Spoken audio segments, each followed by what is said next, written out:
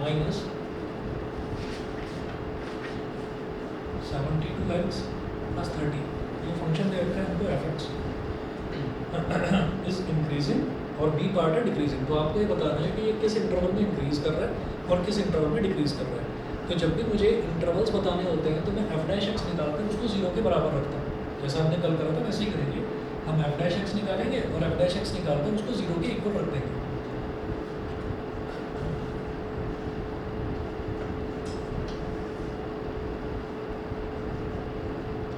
तो F dash X is equal to क्या हो जाएगा, ये 4 तो कॉन्स्टेंट है और एक्स क्यूब क्या हो गया 3x square minus 6 as it is है और एक्स स्क्वायर क्या है 2x माइनस 72 और x क्या है 1, x का डिफरेंशियल 1 और 30 एक कांस्टेंट है जो कि अकेला लिखा हुआ है तो उसका डिफरेंशियल हो गया 0। F dash X is equal to 4 3 जा 12x स्क्वायर 6 2 जा 12x माइनस 72, तो ये एफ डैश एक्स हो गया। अब क्या करेंगे, put F dash X is equal to 0, F dash X को 0 के बराबर रख दीजिए। तो ये हो गया 12x square minus 12x minus 72 is equal to 0।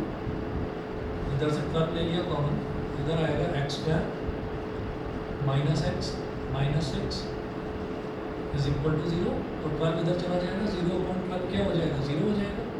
अब हमारे पास ये जो बचा है ये क्या है X square minus 1x minus 6 is equal to 0। हाँ जी, मिड टर्म स्प्लिटिंग करेंगे, क्या क्या आ जाएंगे टर्म्स बताएंगे 2 और 3। तो हमें चाहिए -1, एडिशन या सब्ट्रैक्शन जिसका -1 आ जाए और मल्टीप्लिकेशन -6 के बराबर आ जाए। तो क्या करेंगे X square minus 3x plus 2x minus 6 is equal to 0। अब पहला और दूसरा जो अल्फ़ाबेट है इसमें से मैं x निकालूंगा कॉमन, तो यहाँ ब्रैकेट में क्या बचेगा x माइनस 3। तीसरा और चौथा अल्फ़ाबेट है इसमें से 2 निकालेंगे कॉमन, तो ब्रैकेट में क्या बचेगा x minus 3 is equal to 0। इधर भी x माइनस 3 है, इधर भी x माइनस 3 है, x माइनस 3 ले लिया कॉमन, इधर क्या बचेगा x और इधर क्या बचेगा प्लस का 2 इज इक्वल टू 0। तो x minus 3 is equal to 0 और x plus 2 is equal to 0। तो x की वैल्यू क्या आ गई 3 और इधर x की वैल्यू क्या आ गई -2। तो x की वैल्यू 3 आ गई और x की वैल्यू -2 आ गई। तो ये दो वैल्यूज आ गई 3 और -2, ठीक। उसके बाद देखिएगा तो हमारे पास ये दो वैल्यूज आ गई हैं। तो अब हम क्या करेंगे कि ये जो दो वैल्यूज जब हमारे पास आएंगे तो हम नंबर लाइन बनाएंगे और नंबर लाइन पर ये दो वैल्यूज रिप्रेजेंट करेंगे। तो हमने यहाँ पर नंबर लाइन बना ली प्लस इंफिनिटी माइनस इंफिनिटी, फिर ये दोनों वैल्यूज हम लिखेंगे 3 और -2, ये दोनों वैल्यूज लिखेंगे। तो यहाँ पर क्या है -2 और यहाँ पर है 3, ठीक है। तो अब हमारे पास 3 इंटरवल्स हो गए, 3 इंटरवल्स, एक हो गया माइनस इंफिनिटी से -2, एक -2 से 3 और एक 3 से इंफिनिटी। ये 3 हमारे पास इंटरवल्स हो गए। अब क्या करना होगा कि अब मैं सबसे पहले सबसे छोटा वाला इंटरवल लूँगा माइनस इंफिनिटी से -2। तो हम ये कहेंगे for x belonging to minus infinity और x belonging to minus infinity -2। ये x जब माइनस इंफिनिटी और -2 के बीच में होगा तब हमारा फंक्शन इंक्रीजिंग होगा या डिक्रीजिंग होगा। तो अब देखिएगा कि जब मैं -2 से छोटे की बात करता हूँ तो -2 से छोटी वैल्यू कुछ भी ले लीजिए, एग्जाम्पल के तौर पर -3 ले लिया, -3। तो हम ये कहेंगे कि f डैश -3 f डैश -3 इसका मतलब क्या है, ये जो f डैश x आया था ना, अब याद रखिएगा f डैश x क्या था, f डैश x ये था मेरे पास ये, क्योंकि ये बाकी सारी चीज़ें जो ये आया है ये पूरा का पूरा है तो कॉमन लेने के बाद आया उसको 0 के बराबर रखने का। f डैश x ओरिजिनली ये था, तो ये जो ओरिजिनल इक्वेशन दे रखी है f x उसको तो 1 बोल दीजिए, f डैश x को बोल दीजिए इक्वेशन नंबर 2। तो यहाँ से मैं f डैश -3 निकालूंगा, तो 12 इंटू माइनस 3 का स्क्वायर माइनस 12 इंटू माइनस 3 और माइनस का 72 माइनस का 72 माइनस 3 का square is 9 12 into 9 is 108 minus 12 into minus 3 is plus का 36 माइनस 72। हाँ जी ऐड करिए 108 प्लस 36 कितना हो गया 144 माइनस 72 इज 72। तो ये क्या हो गया ब्रैकेट में लिखिए पॉजिटिव, यहाँ लिखेंगे पॉजिटिव, मतलब इस इंटरवल में जो हमारा फंक्शन है वो इंक्रीजिंग है क्योंकि एफ डैश एक्स क्या आ गया पॉजिटिव आ गया, पॉजिटिव मतलब ग्रेटर देन 0 आ गया, तो ये इंक्रीजिंग है इस इंटरवल में। उसके बाद हम अगला इंटरवल उठाएंगे -2, 3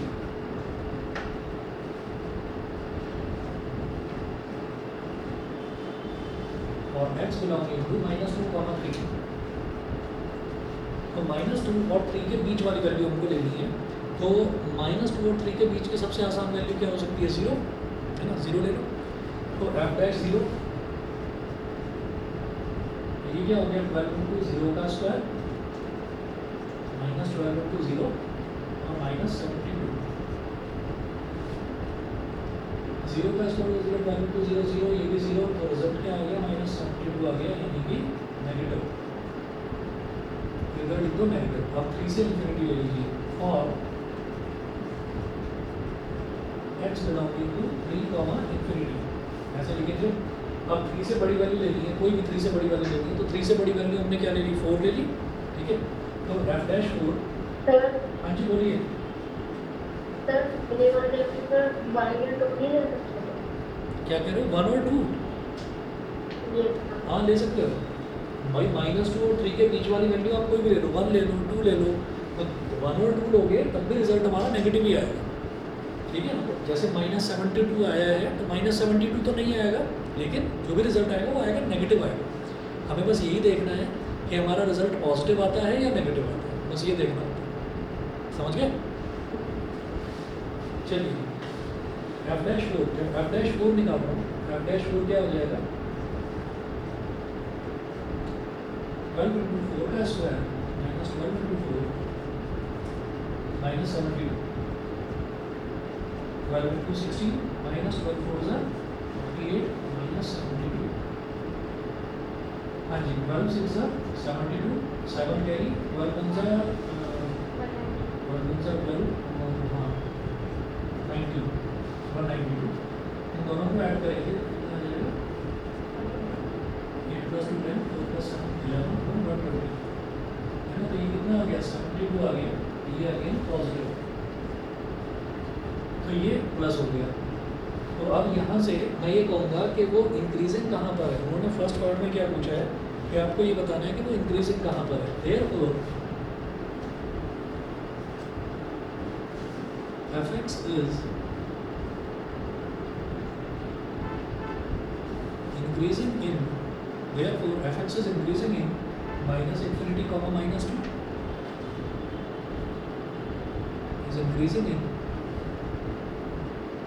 -∞, -2 यूनियन का मतलब होता है और मतलब आइदर दिस इंटरवल और दैट इंटरवल, तो -∞, -2 और 3, इंफिनिटी, तो इन दो इंटरवल्स में फंक्शन हमारा इंक्रीजिंग होगा, -∞, -2 और 3, इंफिनिटी। अब तो ये हो गया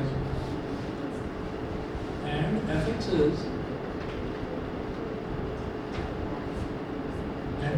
is decreasing in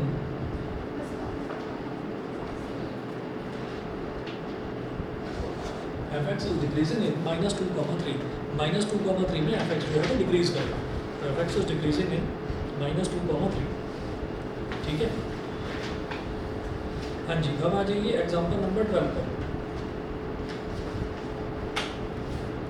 आप ये देखिए यहाँ पर भी इन्होंने जो है ना ये इसी तरीके से करके दिखाया है, ये टेबल बनाकर दिखाया है, आप ऐसे दिखाइए कोई प्रॉब्लम नहीं है, बिल्कुल ठीक तरीका है। एग्जाम्पल 12 में देखिए find intervals in which the function given by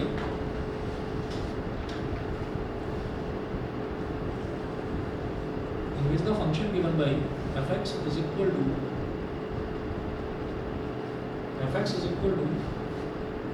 sin 3x comma x belonging to 0 comma pi by 2।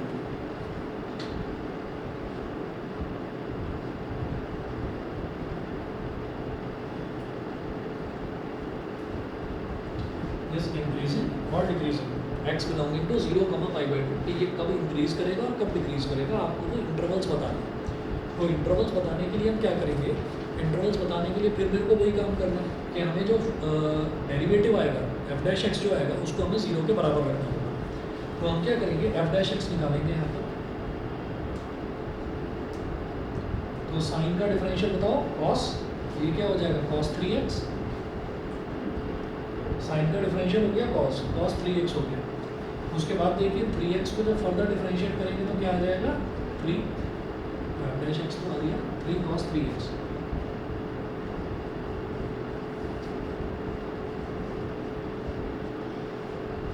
Now put f dash x is equal to 0।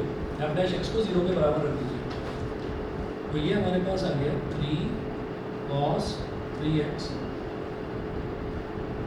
Is equal to 0। f dash x को 0 के बराबर रखा, 3 cos 3x is equal to 0। 3 को उधर ले जाइए तो ये हमारे पास क्या हो गया cos 3x is equal to 0 upon 3, तो 0 ही हो गया। आपको एक शीट भेजी थी मैंने ट्रिग्नोमेट्रिक इक्वेशंस की, ठीक है। तो ट्रिग्नोमेट्रिक इक्वेशंस में ये होता है कि 3 चीज़ें दोबारा से बताता हूँ कि जब भी कभी हमारे पास sine theta is equal to 0 आ जाता है तो थीटा की वैल्यू होती है बेटा n पाई। n जो है n यहाँ पर हमारे कोई भी पॉजिटिव इंटीजर हो सकता है।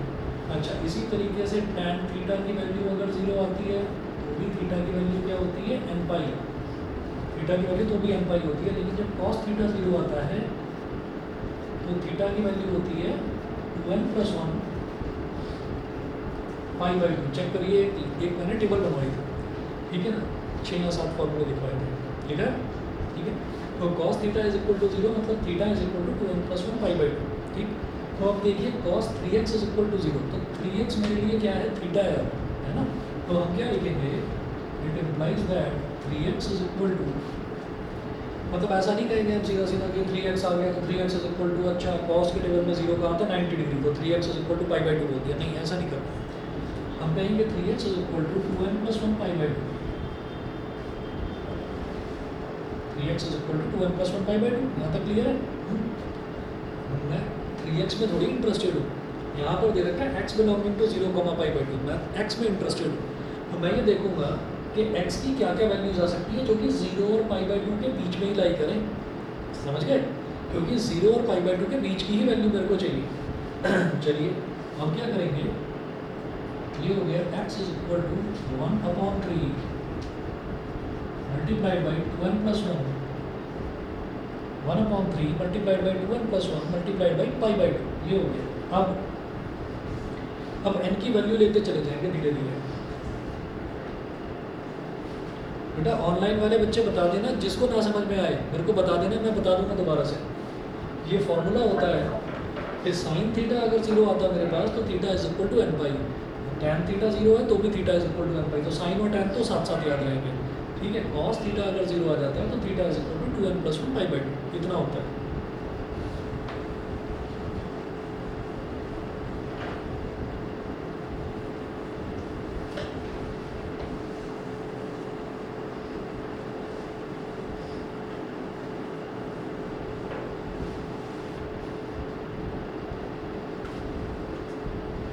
हाँ जी, अब देखिएगा, अब मैं करूँगा पहले n की वैल्यू में ले लूँगा 0। इसमें जितने भी n की जो वैल्यूज़ है, n वैसे तो बिलोंग करता है, n belongs to z, n belongs to z, z मतलब इंटीजर। तो n की सारी वैल्यूज़ मेरे को कोई भी पॉजिटिव नेगेटिव कोई भी वैल्यू हम ले सकते हैं, पर जनरली हम पॉजिटिव लेंगे क्योंकि मैं ना 0 से पाई बाई 2 हमें एंगल्स पॉजिटिव दे रखे हैं। और आप ये देखिएगा कि 12th लेवल तक भी एंगल्स नेगेटिव नहीं दिए जाते, पॉजिटिव एंगल्स ही आपको मिलेंगे जहाँ भी मिलेंगे। तो n की वैल्यू में 0 रखकर चेक करूँगा सबसे पहले, n इज इक्वल टू 0 है तो x is equal to 1 upon 3 2 into 0 plus 1 pi by 2, तो 3 इंटू 2 इज 6, 2 इंटू 0 0 1, तो x is equal to pi by 6. Pi by 6 कितना डिग्री होता है बताएंगे? पाई की वैल्यू क्या होती है? 30 डिग्री हो गया. जैसे ये पाई बाई 2 कितना है? 90 डिग्री. तो 0 से 90 डिग्री के बीच में लाई कर रहा है 30 डिग्री. हम कहेंगे यस लाई कर रहा है, तो पाई बाई 6 ले लेंगे, चलेगा. ठीक है. फिर अगली वैल्यू चेक करेंगे. ये n इज इक्वल टू 0 के लिए करा, अब n इज इक्वल टू 1 के लिए ट्राई करेंगे.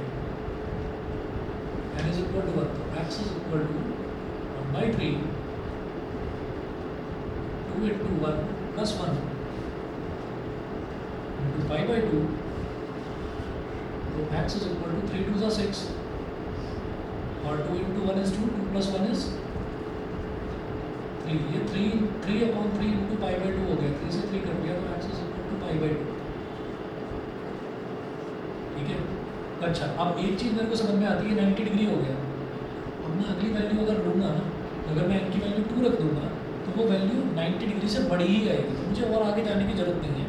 हमारे पास वैल्यूज़ क्या आ गई? 0 पाई बाई 2 तो दे ही रखा था, है ना. उसके बीच की एक वैल्यू और आ गई, पाई बाई 6 आ गई. अब इसमें जैसे नंबर लाइन होती है, तो नंबर लाइन ना बनाकर एंगल लाइन बनाएंगे. उस पर एंगल्स रिप्रेजेंट करते हैं, इसलिए उसको एंगल लाइन बोल देते हैं. तो ये बना लिया.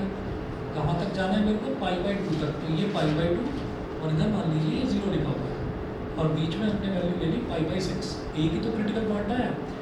तो मेरे पास दो वैल्यूज हो गई, मतलब दो रेंजेस हो गए, दो इंटरवल, एक 0 से पाई बाई 6, एक पाई बाई 6 से पाई बाई 2. ठीक है. तो सबसे पहले मैं लूँगा 0 से pi by 6.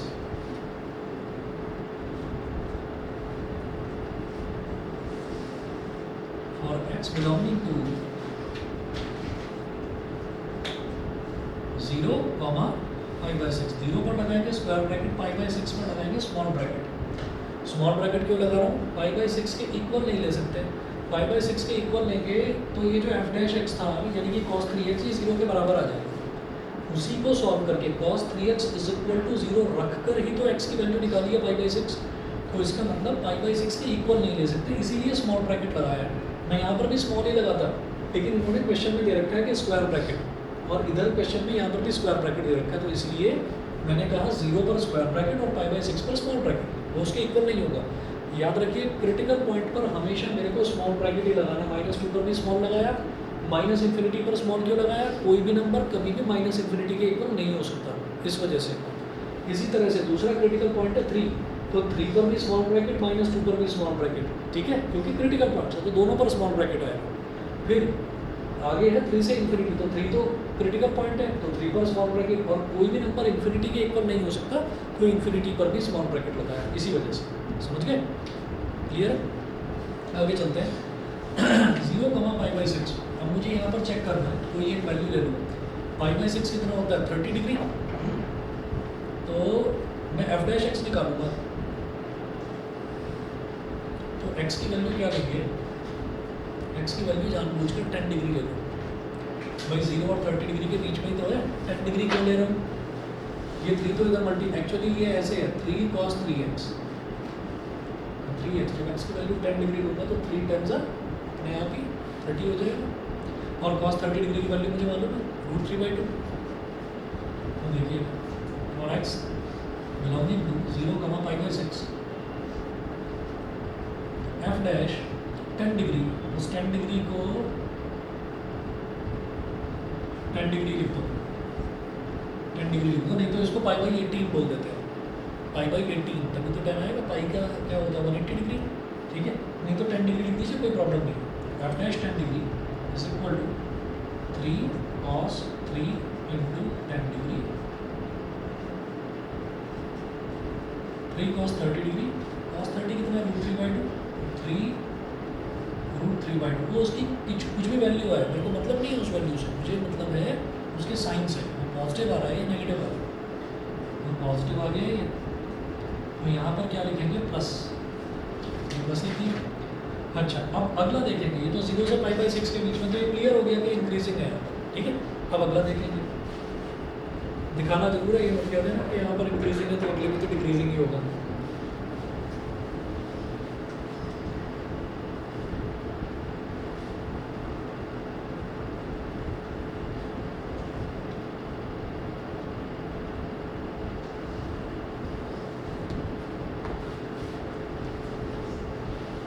for x belonging to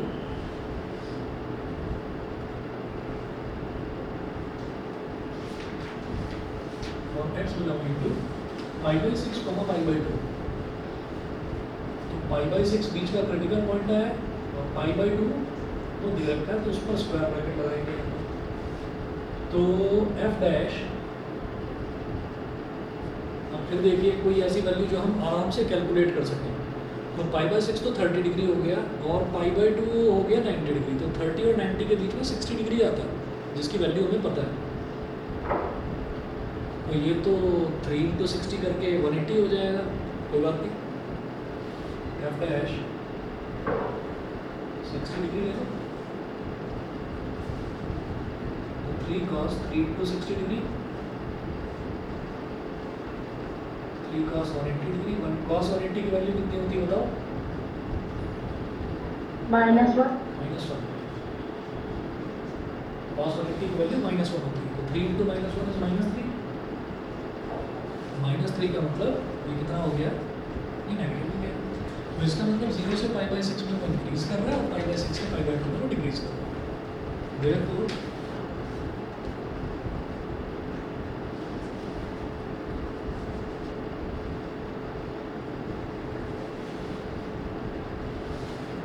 fx is increasing in 0, pi by 6।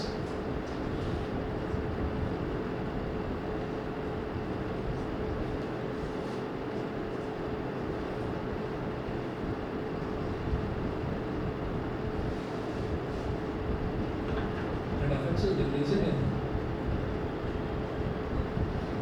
pi by 6, pi by 2। pi by 2 पर स्क्वायर ब्रैकेट, pi by 6 में स्मॉल ब्रैकेट। ठीक है, ये हो गया।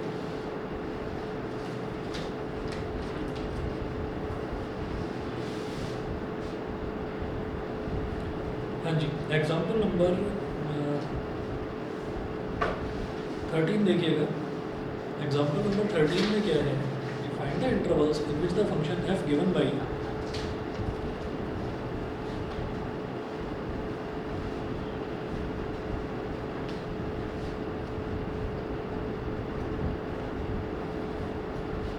देखिए फंक्शन क्या दे रखा है? f(x) is equal to sin x plus cos x।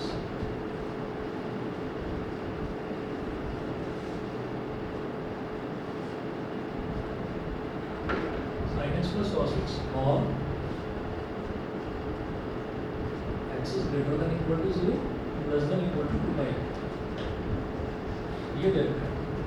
अब वो बोल रहे हैं कि आपको इंटरवल्स फाइंड आउट करने हैं, जिन इंटरवल्स में ये फंक्शन इंक्रीजिंग है या फिर डिक्रीजिंग है, वो आपको फाइंड आउट करना है। तो कैसे करेंगे? एफ डैश एक्स निकाल लोगे इसका? करिए जरा, मैं 1 मिनट में आया बस। ट्रिग्नोमेट्री देखकर टेंशन हो जाती है क्या?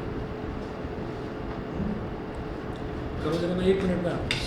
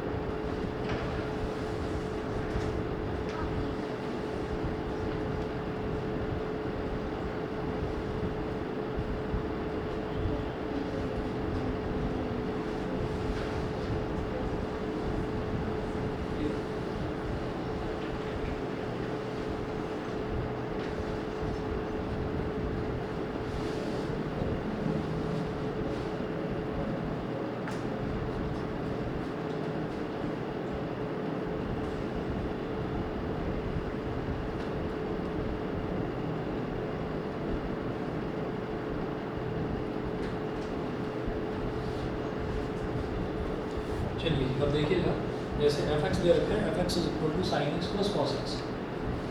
अच्छा, अब क्या करना है, स्टेप्स वही हैं कि आपको क्या करना है, एफ डैश एक्स निकालना है सबसे पहले और उसको जीरो के बराबर रख देना है। तो F dash X is equal to sine X का डिफरेंशियल क्या हो गया, कॉस एक्स, और कॉस एक्स का डिफरेंशियल क्या हो गया, माइनस साइन एक्स। तो F dash X is equal to cos X minus sine X. ठीक है, जो ओरिजिनल फंक्शन था इसको इक्वेशन नंबर 1 बोल दिया, इसको इक्वेशन नंबर 2 बोल दिया। Put F dash X is equal to 0, F dash X को 0 के बराबर रखा, तो ये हो गया cos x minus sine X, cos x minus sine X is equal to 0। तो अब क्या होगा कि इस cos x को उधर ले जाओ, minus sine X is equal to minus cos x, minus से माइनस कट गया, cos x को इधर ले आओ, sine X upon cos x is equal to 1 हो गया, is equal to 1। Sine X upon cos x क्या होता है, tan x, tan x is equal to 1 आ गया। एफ डैश एक्स को 0 के बराबर रखने पर tan x is equal to 1 आ गया। अब आगे चलेंगे, अब देखिएगा जब tan x की वैल्यू 1 आ गई तो tan के टेबल में 1 कहाँ पर आता है, π/4 या 45 डिग्री लिखो सीधा। tan x is equal to tan 45 degrees, ये हो गया। ठीक है, तो ये कौन सा हो गया। अब इसमें आप ये देखिएगा, अब ये कोई ट्रिग्नोमेट्रिक इक्वेशन वाला मेथड लगेगा। अब आप ये देखिए इंक्रीजिंग एंड डिक्रीजिंग फंक्शन, इसको मैंने आपको पहले भी बताया था ना कि ये किसी बेवकूफ़ ने सिलेबस डिज़ाइन करा है। 11th क्लास में आप लोगों ने ट्रिग्नोमेट्रिक इक्वेशन पढ़ा नहीं है, वो सिलेबस में से कटवा दिया। तो फिर ये इंक्रीजिंग एंड डिक्रीजिंग में ट्रिग्नोमेट्रिक इक्वेशन के क्वेश्चन क्या कर रहे हैं। तो इसका मतलब ये है कि वो बस कर दिया, बस घटाना था घटा दिया, वहाँ कटवाने की ज़रूरत नहीं थी भाई। ज़्यादा से ज़्यादा 7-8 क्वेश्चन थे उस एक्सरसाइज में जो 11th क्लास में करते हैं बच्चे। अब इस साल भी मैं करवा रहा हूँ बच्चों को, क्योंकि दिखाई दे रहा है कि यहाँ इंक्रीजिंग डिक्रीजिंग फंक्शन है, यहाँ पर करना ही पड़ेगा। आगे इंटीग्रेशन की ज़रूरत पड़ती है और कोई ज़्यादा मुश्किल है नहीं। अब देखिएगा जब tan theta is equal to 0 हो जाता है तो सॉल्यूशन क्या होता है, theta is equal to n pi. जब tan theta is equal to tan alpha होता है तो सॉल्यूशन है theta is equal to n pi plus alpha. देखिएगा theta is equal to n pi plus alpha है सॉल्यूशन। ठीक है, तो सिंस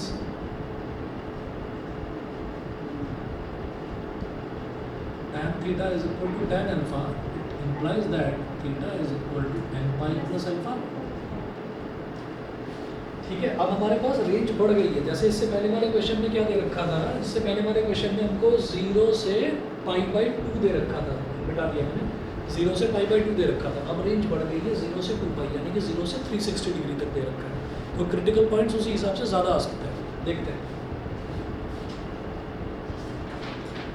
तो यहाँ पर x is equal to n pi plus π/4 for n is equal to 0, x is equal to 0 into pi plus π/4, 0 into pi is 0, x is equal to π/4, तो x is equal to क्या हो गया 45 degree. एक चीज़ तो ये हो गई, x की वैल्यू 45 डिग्री हो गई। 45 डिग्री क्या 0 और 360 के बीच में लाई कर रहा है, यस, तो ये हम लेंगे, इस वैल्यू को हम लेंगे। अगला for n is equal to 1,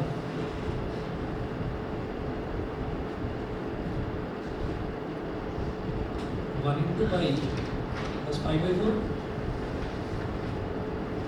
तो पाई प्लस π/4, 4 पाई प्लस पाई 5 π/4,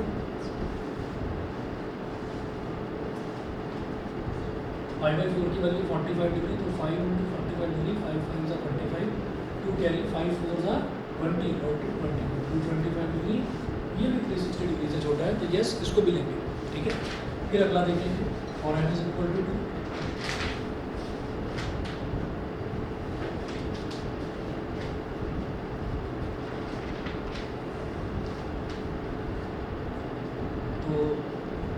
पाई कितना होता है 360 डिग्री, सीधा ही लिख दो 2 इंटू पाई 360 डिग्री, और π/4 कितना होता है 45 डिग्री।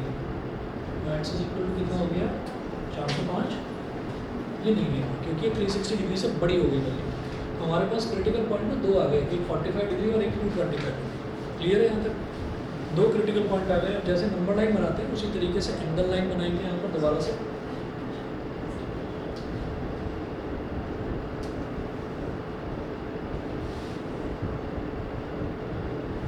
से स्टार्ट करना है, 0 से 2 पाई तक जाना है, तो इधर मेंशन कर दीजिए 0, इधर मेंशन कर दीजिए 2 पाई। रहना तो 0 और 2 पाई के बीच में ही है। पहला क्रिटिकल पॉइंट आया था 45 डिग्री। देखिए जब आंसर मेंशन किया जाता है ना तो वो रेडियंस में रेडियंस में मेंशन करा जाता है, मतलब पाई की टर्म्स में मेजर करेंगे। अब जैसे ये 45 है तो पाई बाई 4, 225 क्या था 5 पाई बाई 4, तो यहाँ लिख देंगे 5 पाई बाई 4। और कैलकुलेट करते टाइम हम डिग्रीज में लिखेंगे, तो उसमें कोई प्रॉब्लम नहीं। ठीक है, तो 1 2 3 हमारे पास इंटरवल आ गए। अब देखेंगे किस में इंक्रीज कर रहा है और किस में डिक्रीज कर रहा है।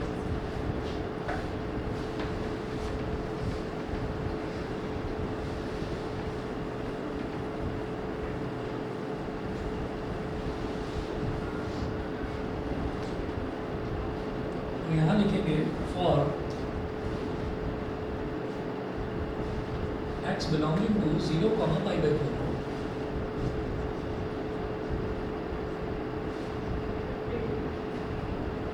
जीरो इंक्लूडेड था तो 0 पर लगाएंगे स्क्वायर ब्रैकेट। अब लेंगे f डैश x कौन सा था, इक्वेशन नंबर 2, tan x मतलब है ना, f डैश x ये है।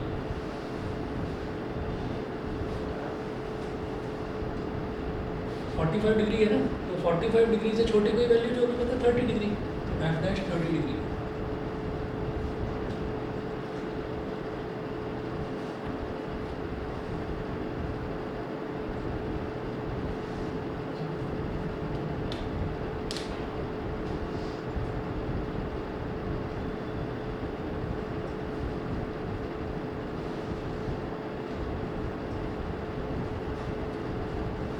cos 30 होता है √3/2, sin 30 होता है 1/2। तो जब दोनों का डिनोमिनेटर सेम है तो √3 - 1/2, मुझे मालूम है √3 की वैल्यू होती है 1.73 - 1/2, 0.73/2, मतलब पॉजिटिव वैल्यू आ गई। ठीक है, नेगेटिव तो नहीं है, पॉजिटिव। यहाँ पर लिख दीजिए प्लस।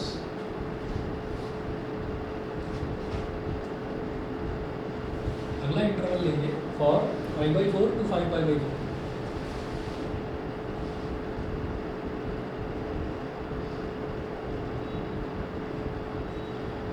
दोनों क्रिटिकल पॉइंट हैं, दोनों पर स्मॉल ब्रैकेट्स आएंगे। 5/4 45 डिग्री है ना, 45 डिग्री से बड़ी वैल्यू होनी चाहिए, 60 डिग्री ले लो।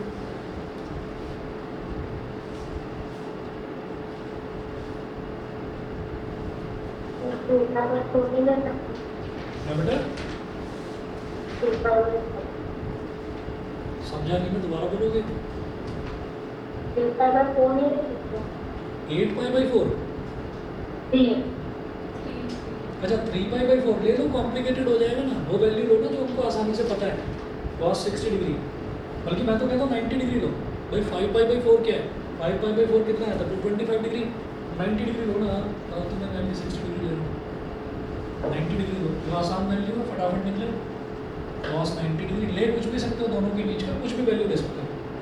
तो cos 90 degree minus sin 90 degree, अब cos 90 डिग्री कितना होता है 0, और sin 90 1, 0 - 1 is -1, यानी कि नेगेटिव वैल्यू आ गई। ये इधर डिग्रीज का।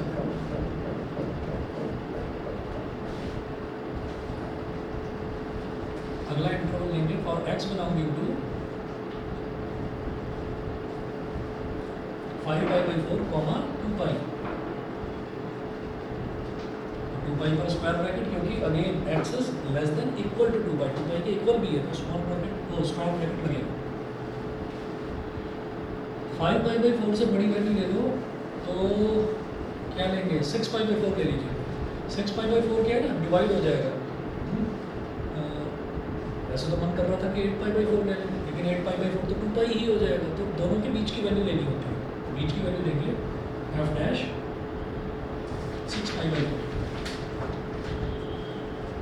2 3 4, 2 3 6, यानी कि f dash 3 into 90 degree, f dash 270 degree हो गया, सही है। ठीक है, अब f डैश 270 डिग्री, तो cos 270 degree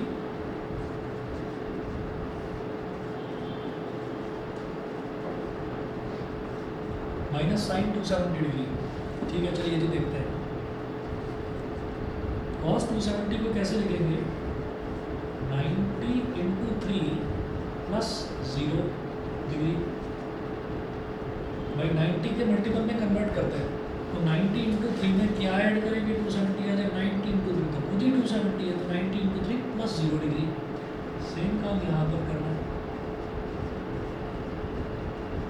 90 into 3 plus 0 degree. ठीक है, एक छोटा सा वो बनाकर दिखा रहा हूँ यहाँ पर, 0 डिग्री, 90 डिग्री, 180 डिग्री, 270 डिग्री और ये 360 डिग्री। ये हो गया। अब देखिएगा 90 इंटू 3 क्या हो गया? 270 डिग्री।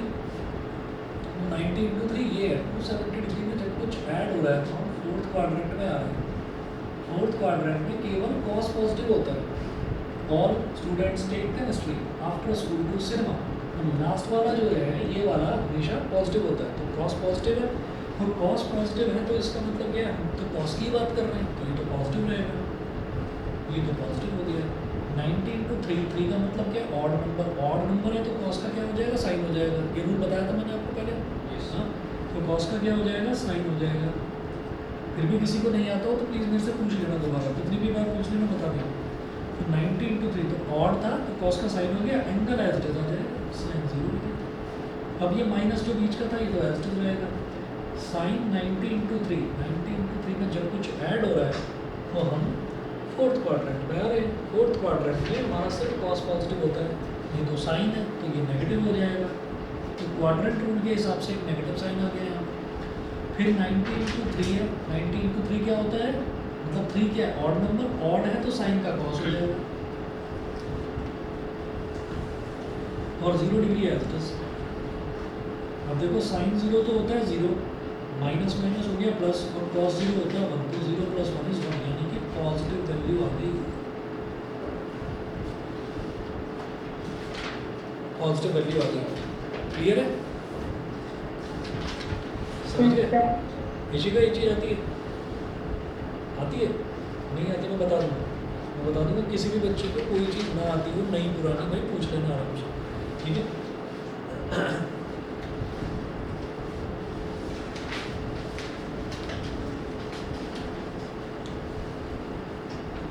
बस अब तो इसके बाद मेंशन ही करना है वो कहाँ इंक्रीजिंग है और कहाँ डिक्रीजिंग है।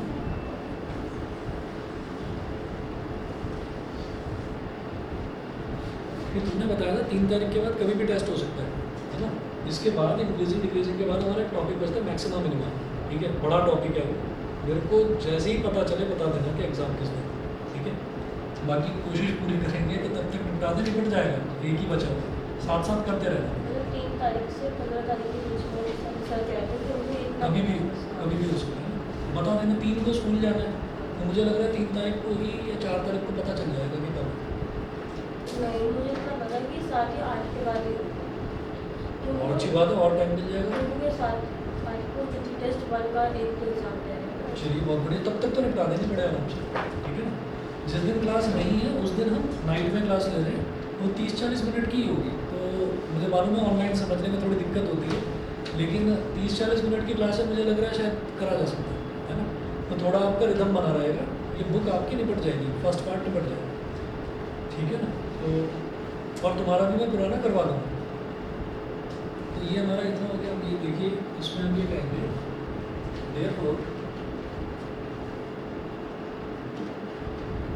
fx is increasing, fx is increasing in, वो कहाँ इंक्रीज कर रहा है? तो 0 से π/4 के बीच में और एक 5π/4 से 2π के बीच में। आंसर जो है वो डिग्री में मत लिखना, आंसर पाई वाली टर्म्स में लिखना है, इसीलिए मैंने यहाँ पर पाई में मेंशन करा है, ठीक है? तो fx is increasing in 0, π/4, 0 पर स्क्वायर ब्रैकेट, π/4 पर स्मॉल ब्रैकेट, यूनियन 5π/4 से 2π,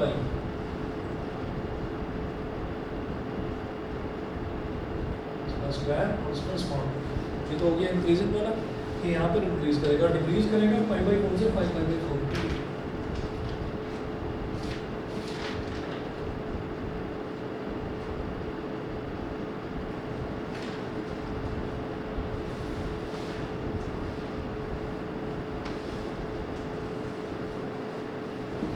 ये हो।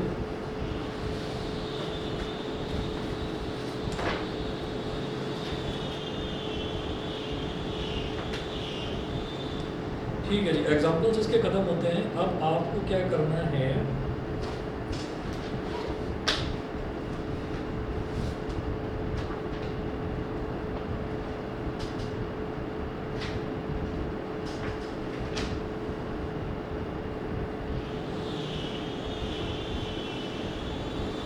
एक्सरसाइज 6.2 का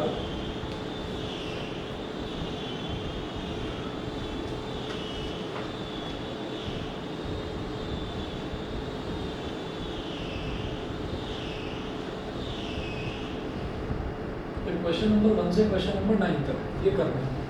अच्छा, इसमें क्वेश्चन 2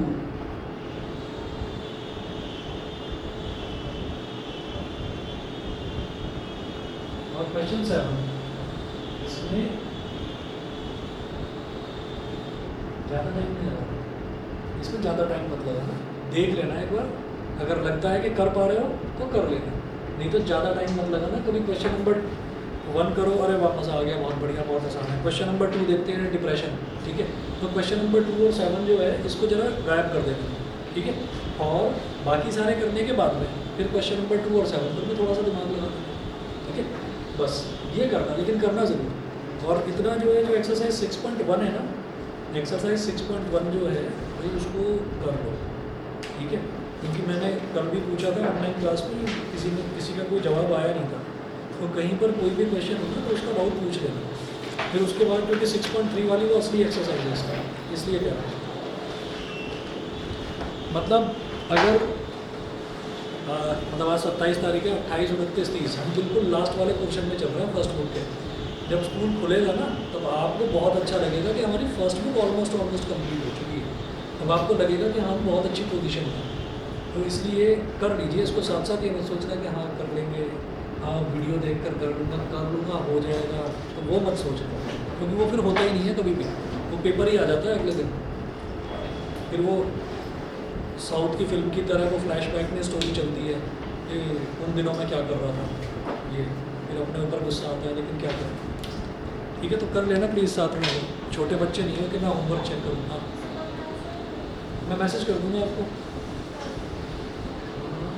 सुबह क्लास रख ही लेते हैं, सुबह क्लास रख लेते हैं। आज तो लाइट चली गई थी, इस वजह से प्रॉब्लम हो गई थी। कल सुबह हमारा स्कूल है कल, तो कल 1 बजे रखेंगे, 1 बजे ना, है ना, 1 बजे रखेंगे बस दोपहर में। चलिए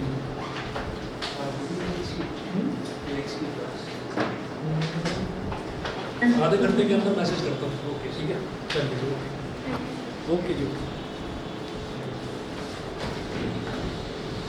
तुम कल क्यों नहीं आए थे? पर वो फंक्शन बना, अच्छा जाना था नहीं? हाँ अच्छा तो मैं देखता हूँ, या तो तुम्हें कल सुबह 9 बजे या 10 बजे मैं बुला दूँगा, 9 या 10 बजे तक फ़ोन कर दूँगा, मतलब आधा घंटा दे दूँगा तुम्हें, आधा घंटा दे दूँगा कि आधे घंटे आ जाऊँगा। हाँ आ जाऊँगा। मैं तो सर बहुत जल्दी आ जाऊँगा, 6 बजे। नहीं इतना सुबह तो मैं नहीं बुलाना चाहता।